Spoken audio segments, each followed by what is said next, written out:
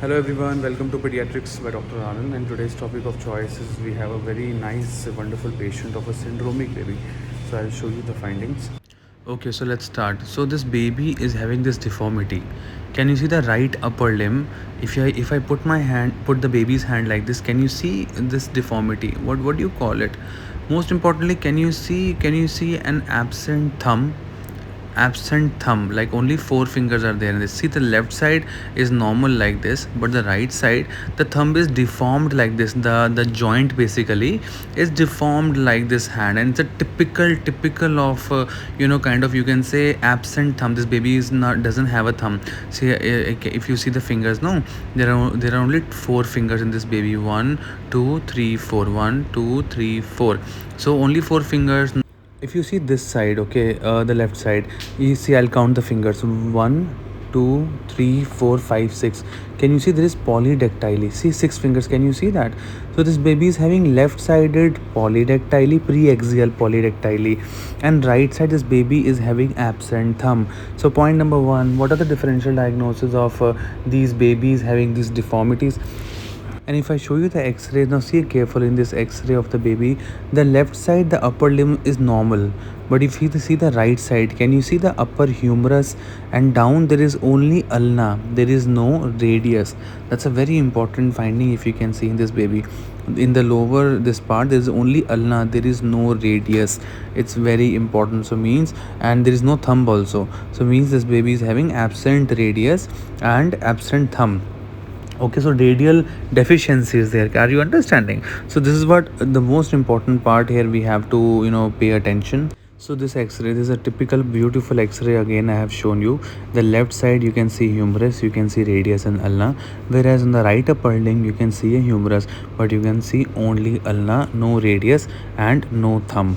So the differential diagnosis of syndromes associated with radial deficiency are: number 1, Holt-Oram syndrome; number 2, TAR syndrome, thrombocytopenia absent radius syndrome; number 3 are vectoral anomalies; and number 4 is Fanconi anemia. Very beautiful picture, very nice description for these syndromes. It's a very important super specialty question. Always remember that. So three important points for each syndrome. Holt-Oram syndrome, Holtoram syndrome. Point number 1, thumb is absent in these babies. Number 2, they have TBX5 gene mutation. It is a super specialty question. TBX5 gene mutation. And normally most common congenital heart disease in Down syndrome is endocardial cushion defect, or some book says even ostium primum type of ASD.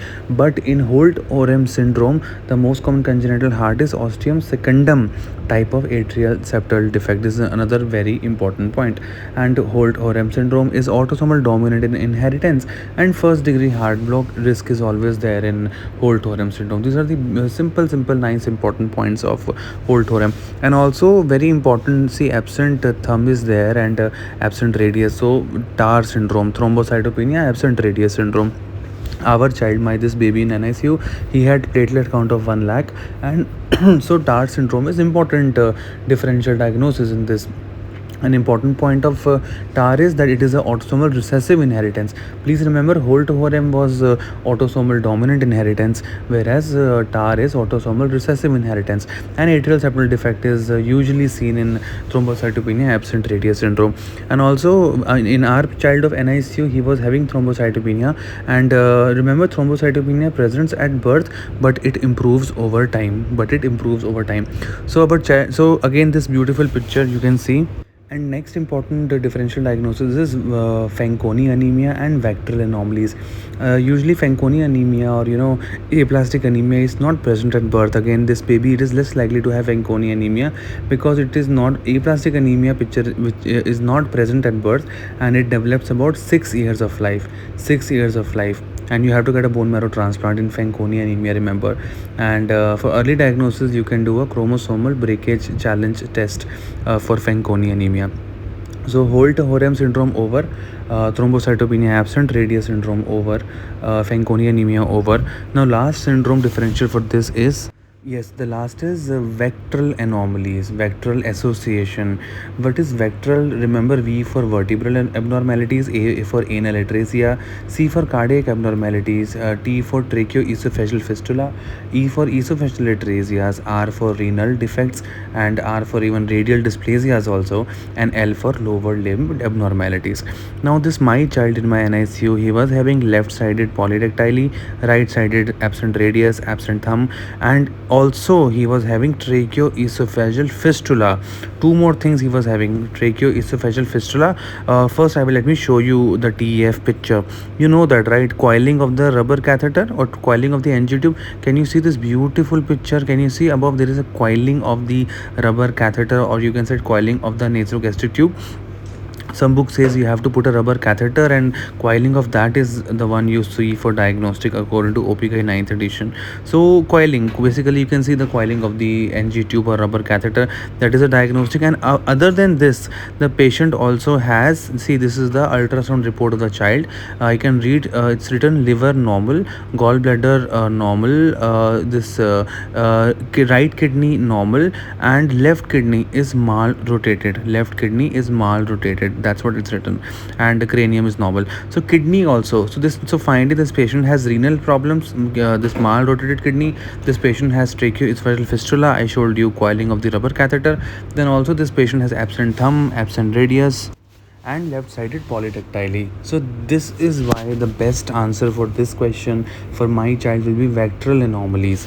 That's what this child is, we think this child is having. And if you think, if like, you can put your answers in the comment section, like if you think any other syndrome you can think about which is associated with radial deficiency. And see, this coiling of the tube is there. I also wanted to show you that there is gas under the diaphragm. Gas under the diaphragm means it is the most commonest type C of TEF we can approach, which is proximal part is blinding, and distal part is connected to the what you call the stomach. That is why you will see gas in the abdomen, which is the most commonest type of TEF. Type C is the most commonest type of TEF. So that's all about the clinical teaching. Thank you so much for watching this video, and this is a beautiful video of absent thumb baby, and wonderful description from standard books. And thank you so much. Keep watching this video, and if you have any other differential diagnosis, please let me know. I mean, the basic purpose of making this video is to spread knowledge and to share knowledge. And that's it. Thank you. And if you are a part of my WhatsApp and Telegram group, then that's great. If not, then you can join our free WhatsApp and Telegram groups, and the number is 9999897081. Thank you.